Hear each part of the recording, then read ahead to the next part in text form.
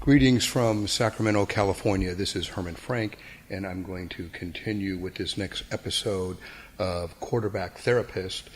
For those of you who missed episode number 1, I would just like to tell you that my purpose here is to make a program about marriage therapy interesting to men.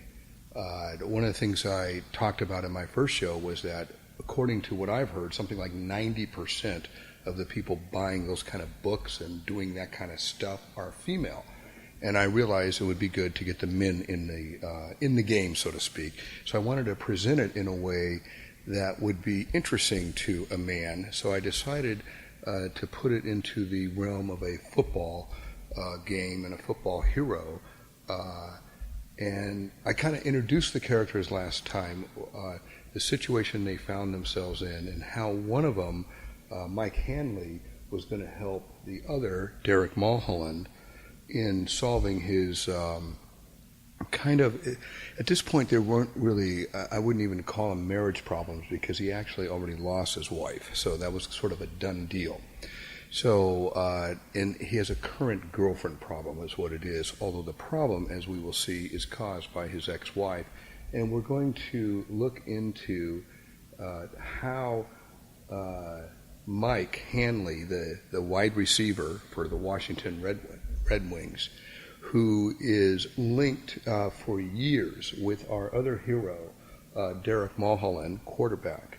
The two of them played at Berkeley together. They had a stellar career. And we now see them in a way where Mike is the quarterback therapist, helping Derek through his various problems and issues. That's kind of where I left off last time. And by the way, I had a little problem on my tape last time. Forgive me for that. Hopefully this one won't do that again. I would like to say one thing else about their circumstance as we get them now. They're like 12 years into their NFL careers right now.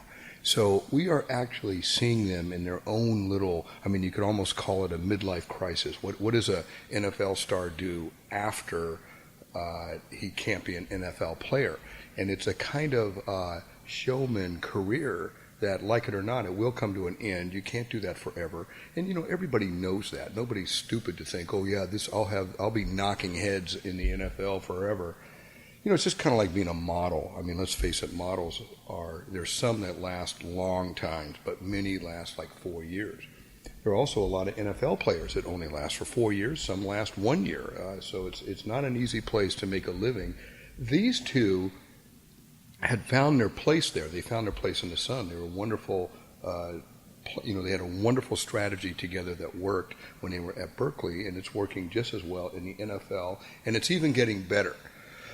One of the strategies that they're using, and this is kind of the point of this show, is that the strategies that they're using to win football are the same kind of strategies, if you would apply them correctly, with the same level of diligence and discipline and organization and thought. If one would give that same kind of strategy in a relationship, then would we not be scoring touchdowns with our wives, touchdowns with our girlfriends, and staying together, maybe not forever, but hopefully a lot longer than otherwise? Part of the premise of this show in this story is that the answer is yes.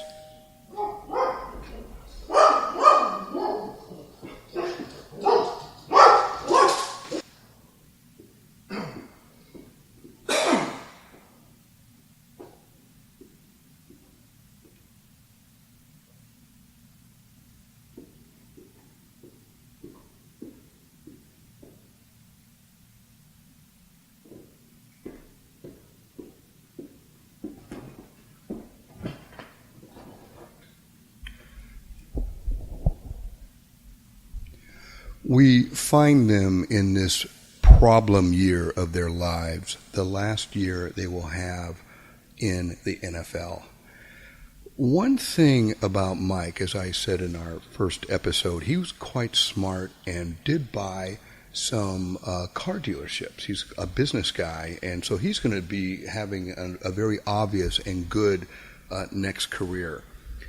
Derek has no clue. He only has known football, and he does not have a plan B. But he has been working with Mike, doing commercials with Mike, and he's sort of the anti-commercial because he gets up there and he says, I don't know anything about these Ford trucks, but I really trust my friend Mike, and if he says they're good, they must be good. And everybody kind of knows the two of these guys are like brothers, and it's kind of interesting because Mike is a black man and Derek is a white man, but yet they work in a way where there's a lot of interaction between the two of them. Mike has been advising him since the time of the breakdown of his marriage. As I also indicated in our earlier story, Mike had his own setback with failing to save his parents' marriage. And he then proceeded, you'd think there'd be a big hero story here where he would save Derek's marriage to his wife. And I kind of introduced his wife last time. She used to be a cheerleader. I realize that's a little bit cliche, but the reality is she's highly talented. She's very smart, a gymnast that could be almost like Olympian, but not. And, of course, it's very normal that the quarterback at college does date the cheerleader. That's kind of how it goes. And it was a wonderful relationship. She's Chinese, but she's American-born Chinese, so she's kind of like American Chinese.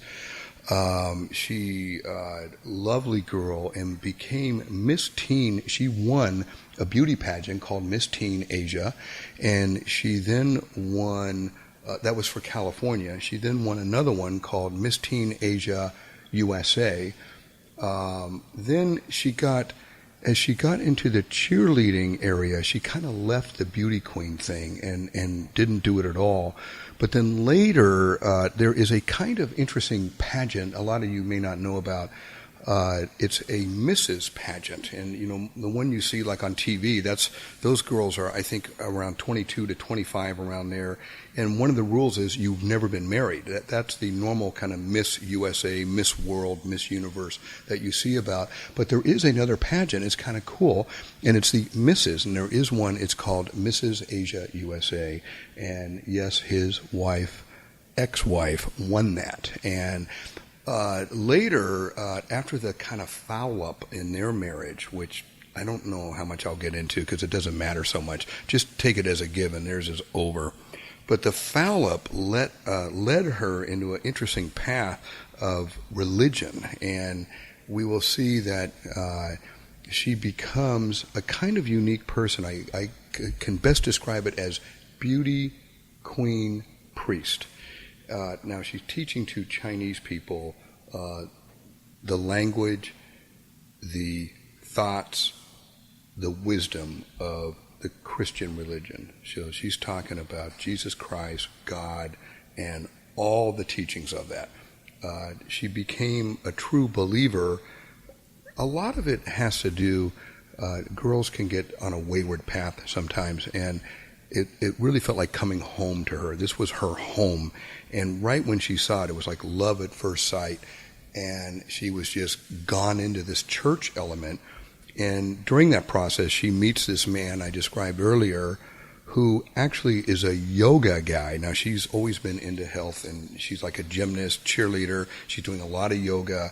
And the teacher is this very unique guy with these kind of, I don't know what kind of philosophies you would call, stuff from India, if I may describe it like that, which she really enjoyed a lot of. She liked it, and she was listening to it and listening to him, and unfortunately created a kind of love for him. You could describe it as platonic, as I described, and then as I also described, it got more and it got more, and then it did get physical, and then it did basically catch up with her.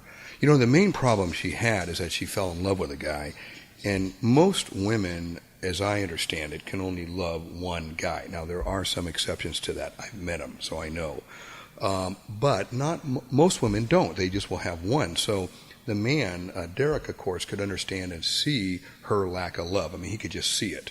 And it ended up breaking them up. And Mike was doing a great job of trying to rescue them. And he had all kinds of a million good reasons. Everyone always has a great reason why married people with 3 kids should stay together. And they can list off, oh my God, you got to do it for this, this, this. But for the two involved, and anyone looking at it would say, of course you're going to get back together. My God, well, this is crazy. But you know what? They didn't. And one thing I want to fast forward to the end just to dispel any concept of this. This is not one of these stories where Derek does get back together with his lovely wife. It was not meant to be. But what the story is about is kind of a reverberation from his marriage going forward, where the ex-wife is still out there, and I guess to the new girl represents some kind of threat. And it's kind of unfortunate because the new girl has to understand he is so over her. It's just like she is whatever she is, but she's not mine. And it's kind of like that. No matter how perfect a girl may be, intelligent, beautiful, talented, and persuasive and provocative, all of this stuff, all in a beautiful woman's body and face. None of that will matter if you don't have that girl. It's like, well, whatever, she's not mine. Well, Derek had long ago found, after the breakup of his marriage, he had found another girl, and again, I hate to make it sound too cliche, but it was another cheerleader, this one from the Red Wings. And I would like to tell you, for those of you who don't know, becoming a cheerleader in the NFL is like a big deal. It's not easy to get. I don't know the exact numbers, but I think thousands, like 5,000 women will come to audition. And most of the women are not just showing up, not having any idea about cheerleading. These are people who have been in cheer, like maybe since age 9, which is its own little sort of gymnastic sports at this point. It's quite remarkable what these girls can do, girls and guys. So anyway, they go with the team, and I think it has to do with opportunity. A lot of girls wonder, like, how do you find these stars and these great guys? Well, if you were a cheerleader, you would be working with them all day long. So, one thing is to kind of go where they are. Become a roadie. Anyway, the cheerleaders are roadies, and every time the game is played, they're there in front. And he did take notice, and there was a girl that he started to like, started to love, started to need her. And also, I want to tell you, she's Chinese. Some guys just kind of like that. It's just like saying, I like blonde girls or redheads or this or that. It's just his taste. It doesn't mean that that's the only girl on earth for anybody. It means that his taste was just that that's what he wanted. Lovely girl. Her name is Jin. It's spelled Jin. And she actually is from China, not like his first wife who was born here. This is a born in China Chinese, a little bit different. But nevertheless, that's the one he found. And he married her, and she became his second wife. So, it kind of stopped Mike in his endless path of keeping.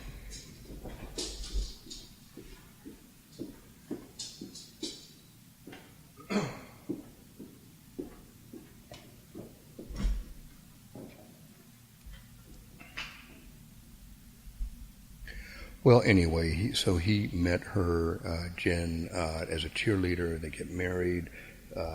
Mike at last stops his long tirades that went on for hours about how they need to stay together. He needs to get back with his wife. And what really shut that up is with Jen, he had a baby. He had a son, and a lovely little boy. I don't know, if you got a handsome quarterback and you got a beautiful wife, what are the odds of getting a really cute kid, right? Hello. So they got a lovely boy out of it. So there's another kind of family growing here. The other part about Derek, I should point out, is that he was in one of these friendly divorces where he had custody of the boys and all the kids, mainly because it was kind of interesting. His ex just kind of went off into preacher land, yoga land, whatever you want to call that land. She ended up kind of like disappearing from him in a way. It was like she had a path, a calling, and that calling was no longer, be a mom. It was more like teach Jesus to a lot of people. And in her path, she was specifically targeting Chinese women, and her idea was that